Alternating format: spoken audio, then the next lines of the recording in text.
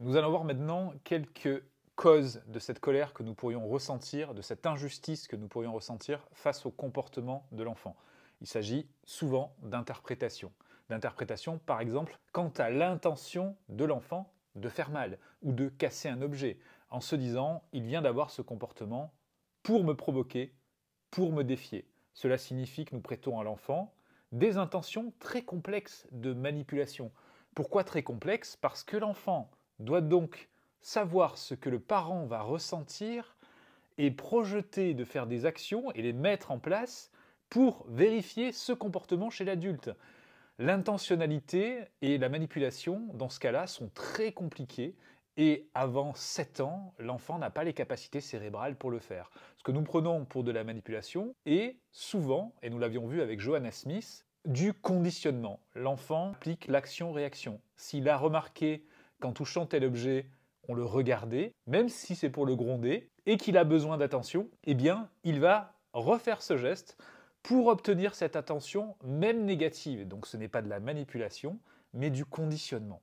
Et si nous le faisons à chaque fois, que nous lui accordons cette attention, même négative, il reproduira ce geste, même si nous le punissons. La punition peut donc être issue de ses croyances et de ses interprétations quant au comportement de l'enfant.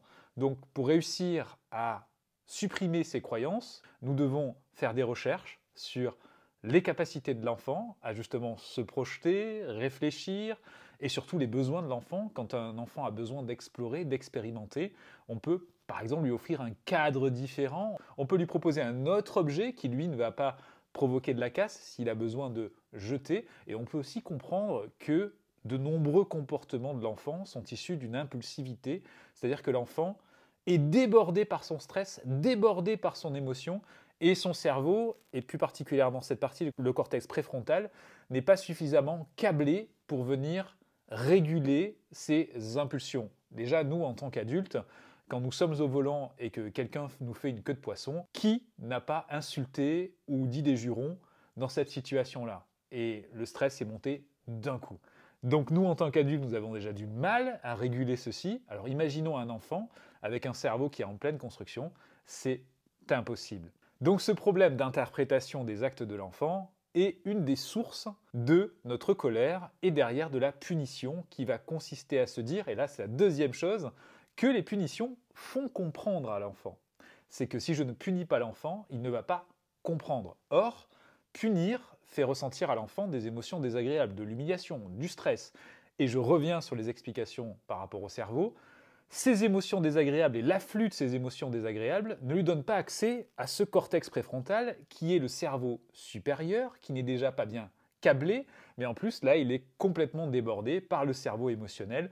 Demander à un enfant de réfléchir ou de comprendre alors qu'il vient de subir une charge émotionnelle désagréable telle que de l'humiliation ou encore de la peur, c'est utopique. Continuons dans les racines de cette tendance à punir, nous avons aussi le fait d'avoir intégré le modèle de notre propre éducation. Si lorsque nous étions enfants, lorsque nous avions un comportement qui n'était pas apprécié de l'adulte, nous étions tout de suite punis, la conséquence de nos actes n'était pas l'écoute, la compréhension, mais plutôt la punition. Et nous avons fait ce lien que nous avons gardé. Ainsi, quand nous punissons, nous sommes en train de faire comme notre mère, comme notre père, comme la personne qui nous a peut-être punis, mais pas vraiment comme nous. Et alors il est temps de se dire, je déconnecte ce modèle, je vois ce que cela me fait lorsque je punis mon enfant, et si nous nous écoutons, nous allons peut-être nous rendre compte que cela nous cause aussi des émotions désagréables, et finalement changer de modèle. Là, il se pose un autre souci, c'est le conflit de loyauté. Si j'adopte une méthode éducative différente de mes parents, est-ce que je ne suis pas en train de les trahir ? Et là, on a peut-être besoin d'aide, une aide extérieure, pourquoi pas un psychologue, pour nous aider à dépasser ce conflit de loyauté et retrouver en liberté dans notre manière d'éduquer nos enfants.